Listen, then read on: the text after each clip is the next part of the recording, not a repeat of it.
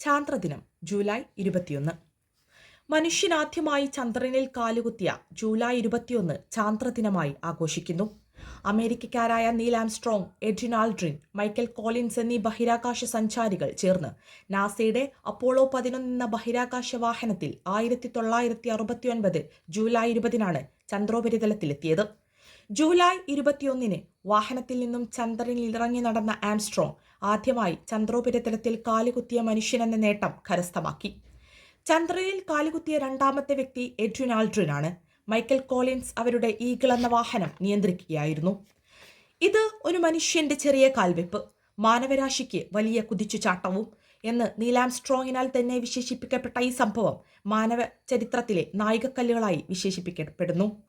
ജ്യോതിശാസ്ത്ര പഠനം, ബഹിരാകാശ ഗവേഷണത്തിന്റെ പ്രാധാന്യം, മനുഷ്യന്റെ ആദ്യ ചന്ദ്രയാത്രയുടെ പ്രസക്തി എന്നിവ ജനങ്ങളെ ഓർമ്മിപ്പിക്കുവാനും പ്രത്യേകിച്ച് വിദ്യാർത്ഥികളിൽ ഇവ സംബന്ധമായി അവബോധം വളർത്താനുമാണ് ഈ ദിവസം ചാന്ദ്രദിനമായി ആഘോഷിക്കുന്നത്.